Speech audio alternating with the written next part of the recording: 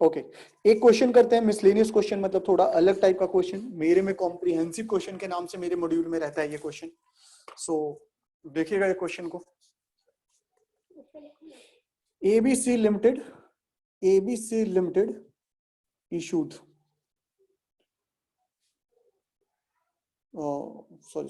ABC Limited taken a loan from bank। मेरा mind कहीं और चल रहा है, मेन प्रॉब्लम ये है। taken a loan from bank of rupees 20 lakh and issued 12% debenture of rupees 15 lakh of rupees 100 each of rupees 15 lakh of rupees 100 each। एक का कीमत कितना है? 100 रुपए। आगे क्या कहता है? अभी खत्म नहीं हुआ। They had also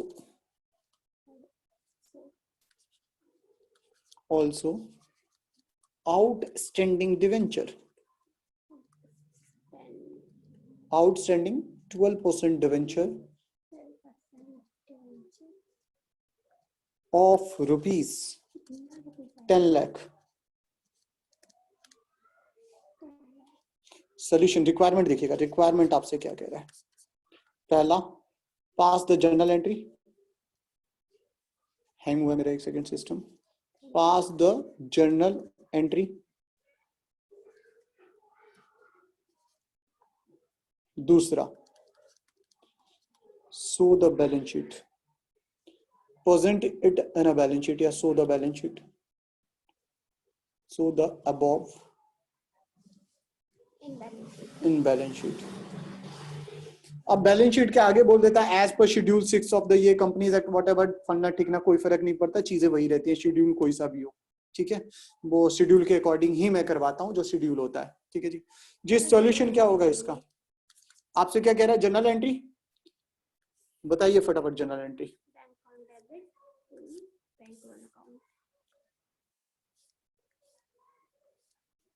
क्वेश्चन अच्छा है। Bank account debit to bank loan. बताइए कितने रुपए? 20 लाख रुपए का लोन लिया है, तो 20 लाख। मैं शॉर्टकट यूज कर रहा हूं, आप नहीं करेंगे। देखिएगा 20 लाख रुपए का लोन लिया है, क्या बैंक की एंट्री खत्म? यस। अब बात करो डिवेंचर की। 12% डिवेंचर, यहां नरेशन हो जाएगा 12% डिवेंचर वाली। तो बताइए debenture suspense account debit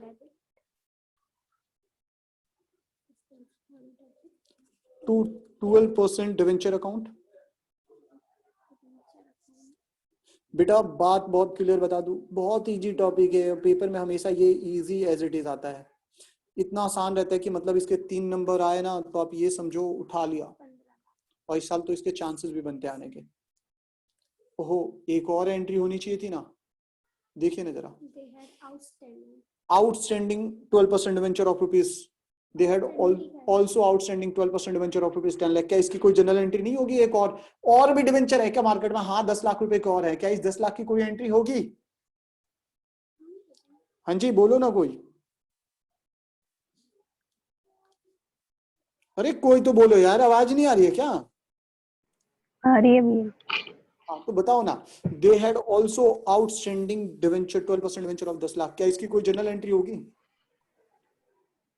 head का मतलब ऑलरेडी हो चुका है ये, ऑलरेडी। तभी तो ये पास्ट की बात कर रहा है, ये प्रेजेंट की बात नहीं कर रहा है। ये नहीं कह रहा है दे ऑल्सो इशूड। अगर दे ऑल्सो इशूड होता तो हम इसकी भी एंट्री कर देते। और इसकी एंट्री क्या होती है अगर ऐसा होता तो they also issued. They also issued का मतलब ये कर रहे हैं, तो ये पैसा आता bank account debit to 12% debenture. Bank account debit to debenture application, debenture application account debit to 12% debenture, यानी कि इशू की एंट्री हो जाती है। फिर क्या यहां करने की जरूरत है? नो एंट्री, इसके लिए कोई एंट्री की जरूरत नहीं है। क्या ये सबको समझ में आया? ऐसा क्यों? क्योंकि ये पास्ट की बात कर रहा है, ये ऑलरेडी इशू हो चुकी है। तो आइए हम अपने सॉल्यूशन पे आगे बढ़ते हैं जरा। सो हमारा ये सॉल्यूशन यहाँ पे कंप्लीट होता है। अब हमें बैलेंस शीट बनाना है, बैलेंस शीट बना लेते हैं जी। वही आधी अधूरी बैलेंस शीट बनाएंगे। ये नोट हो जाएगा आपका, और ये आपका अमाउंट का कॉलम हो जाएगा, ऊपर ये बैलेंस शीट हो जाएगा, इधर पर्टिकुलर हो जाएगा। पहला हेड आपका equity and liability, equity and liability. Equity and liability के अंदर कौन सा हेड है? मेजर हेड क्या है? Non current liability. Non current liability, non current liability के अंदर long term borrowing, long term borrowing, long term borrowing पे नोट नंबर 1। बताइए जी आपकी उधारी कितने की है इस क्वेश्चन में? ये रहा क्वेश्चन आपके पास, उधारी कितने की है देख के बताइए भाई। 20 लाख का बैंक लोन, ये आपकी उधारी है क्या? यस। क्या ये 15 लाख आपकी उधारी है क्या? नहीं, ये आपकी उधारी नहीं है। क्या ये 10 लाख आपकी उधारी है क्या? हाँ ये भी है। भाई उधारी तो आज भी है ना, इशू हमने पहले किया था, लेकिन उधारी तो आज भी है। हम इशू की जनरल एंट्री पास नहीं करेंगे, लेकिन क्या ये लायबिलिटी है या नहीं है? लायबिलिटी आज भी है ये। तो 20 और 10 30 लाख टोटल लायबिलिटी। समझ में आया कितना हुआ? 30। ये 15 ऐड नहीं हुआ। आया क्या सबको समझ में? भैया एक और बताओ जी एक बार और बता देता हूँ। देखो जी, जब मैं बात कर रहा हूँ लायबिलिटी की, तो बताओ लायबिलिटी कितनी है? 20 लाख रुपए का बैंक लोन लिया, ये लायबिलिटी है। हाँ 15,000 इसके बदले में हमने कोलेटरल सिक्योरिटी इशू किया है।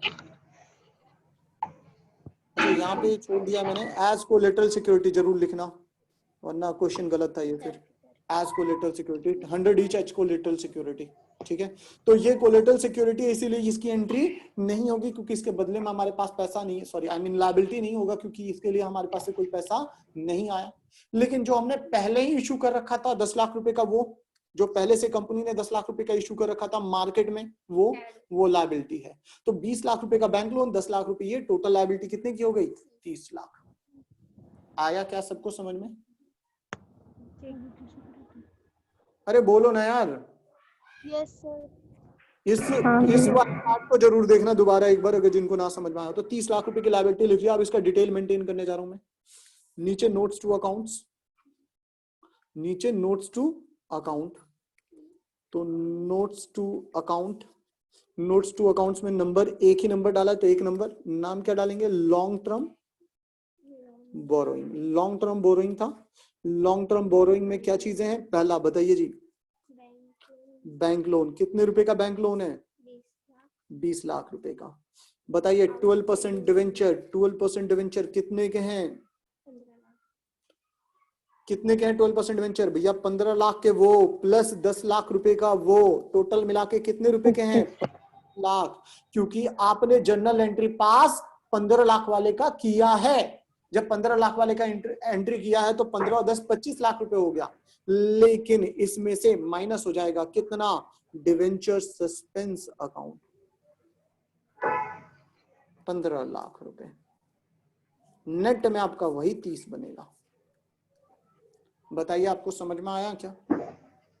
यानी यार कुछ नहीं किया। पिछले क्वेश्चन से अगर मैं तुम्हें दिखाऊं तो पिछला वाला जो क्वेश्चन कराया था ना, उससे कुछ अलग नहीं किया। सिर्फ इस क्वेश्चन में यूं मान के चलो कि एक एक्स्ट्रा लाइन डाल दिया कि हमारा मार्केट में 10 लाख रुपए का और डिवेंचर है, और 10 लाख का और डिवेंचर है, तो हमारी डिवेंचर की लायबिलिटी 10 लाख से और बढ़ जाएगी कि नहीं बढ़ जाएगी? वही इस क्वेश्चन में अलग से हुआ है। समझ में सबको आ गया?